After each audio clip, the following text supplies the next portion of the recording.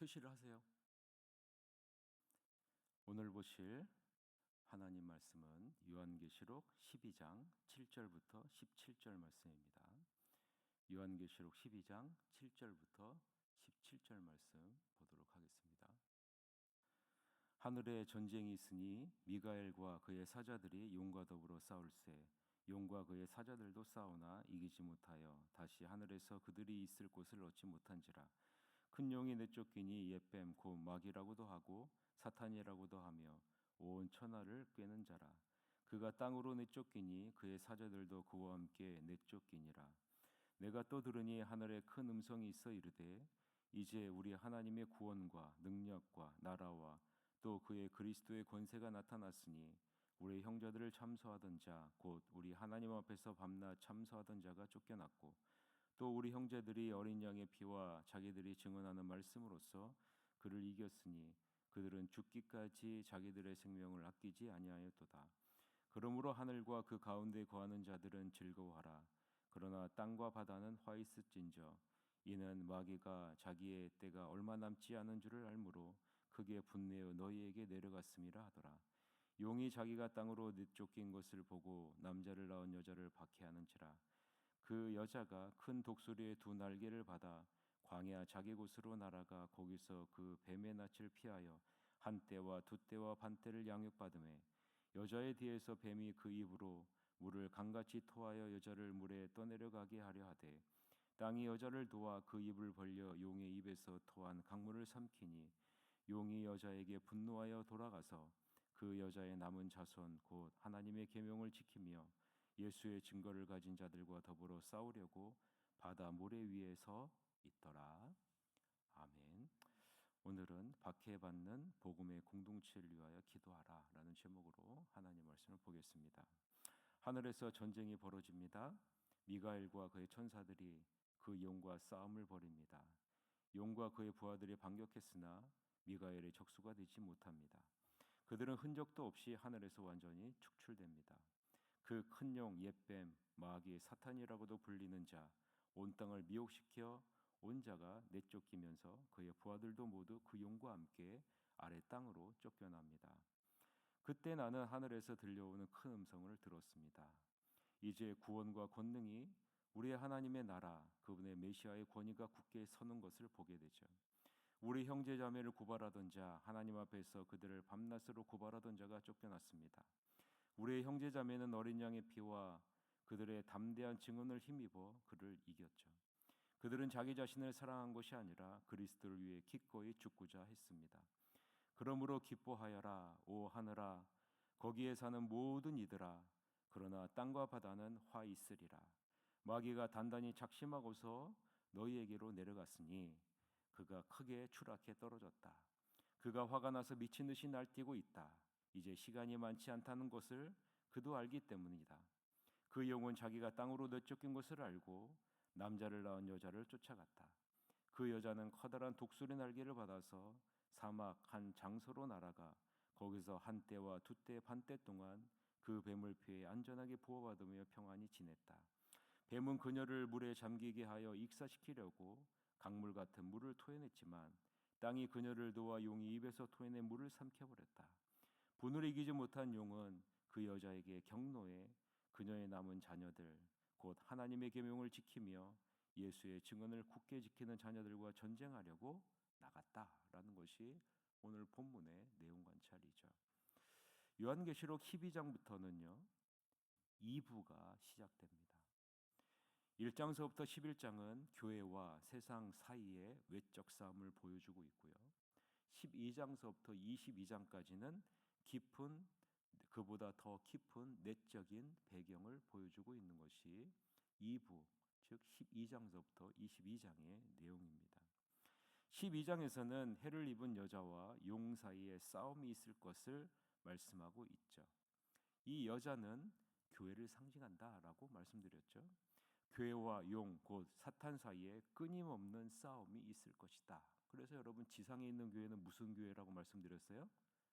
전투하는 교회라고 분명하게 말씀드렸죠. 싸움이 있다라는 것. 주님이 다시 오시는 그날까지 우리는 영적인 싸움을 싸워내야 하는 존재다라는 거죠.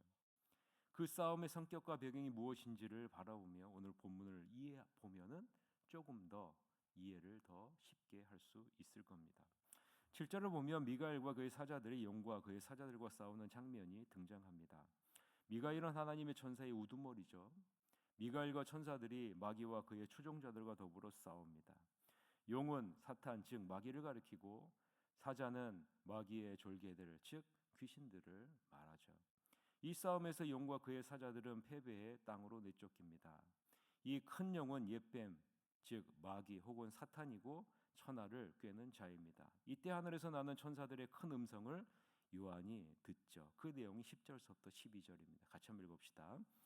내가 또 들으니 하늘에 큰 음성이 있어 이르되 이제 우리 하나님의 구원과 능력과 나라와 또 그의 그리스도의 권세가 나타났으니 우리 형제들을 참소하던 자 곧 우리 하나님 앞에서 밤낮 참소하던 자가 쫓겨났고 또 우리 형제들이 어린 양의 피와 자기들이 증언하는 말씀으로써 그를 이겼으니 그들은 죽기까지 자기들의 생명을 아끼지 아니하였도다.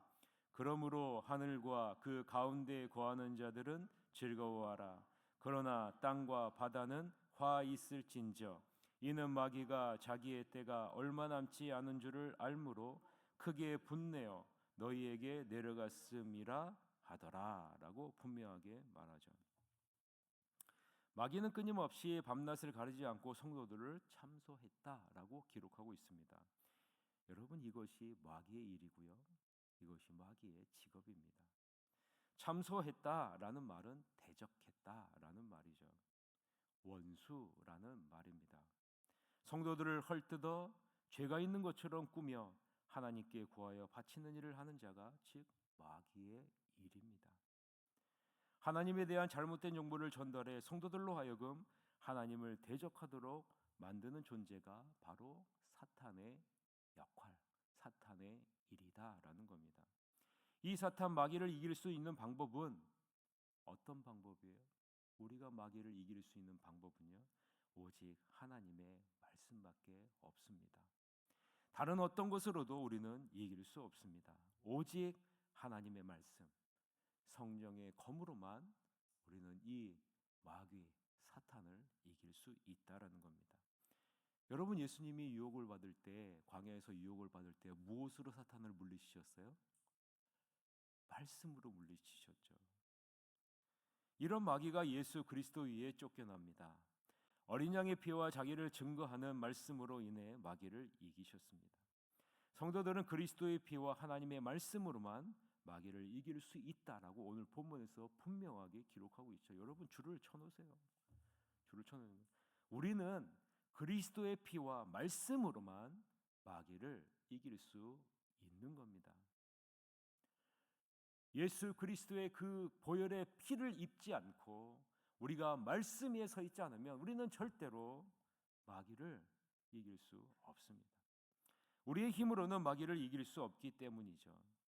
하늘에서는 믿음의 승리로 인해 큰 기쁨이 있지만 땅에서는 환난과 핍박이 있다라고 분명하게 이야기합니다. 왜냐하면 예수님의 죽음과 부활을 통해 결정적인 타격을 입은 사탄이 크게 분을 내며 땅으로 쫓겨갔기 때문이죠.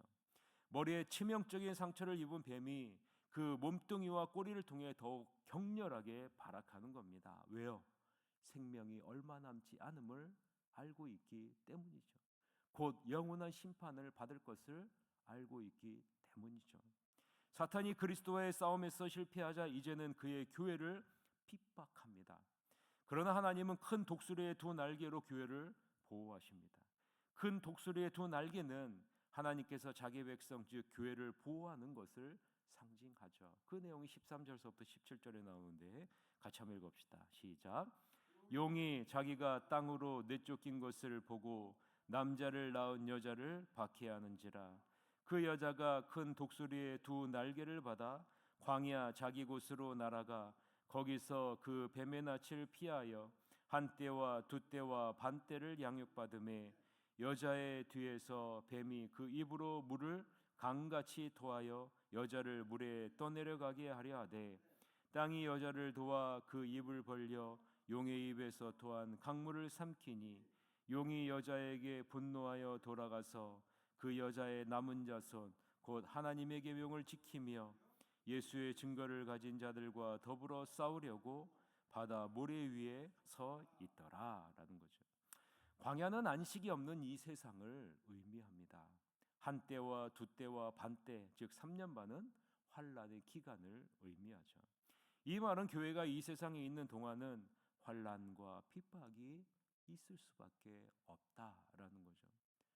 왜 교회에, 왜 하나님의 자녀인 나에게 환란과 핍박이 왜 이렇게 많을까? 그럴 수밖에 없다라는 겁니다. 그렇지만 하나님께서 교회를 양육하시고 안전하게 보호하시고 돌보신다라고 오늘 본문에 말씀하죠. 사탄은 교회를 성도를 계속해서 공격할 것이지만 교회와 성도는 하나님의 도우심으로 말미암아 공격에서 벗어나 승리하게 된다는 것을 보여주는 것이 물과 토화물을 삼킨다라는 것을 통해서 우리에게 보여주죠. 싸움에서 실패한 용은 여자에게 분노하며 돌아가서 그 여자의 남은 자손, 즉 하나님의 계명을 지키며 예수의 증거를 가진 자들과 싸우려고 바다의 모래 위에 섭니다.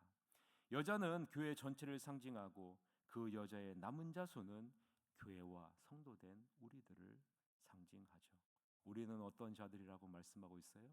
하나님의 계명을 지키며 예수의 증거를 가지고 예수의 증거를 전하는 자들이라. 여러분 잘 기억하셔야 됩니다. 남은 자들이에요.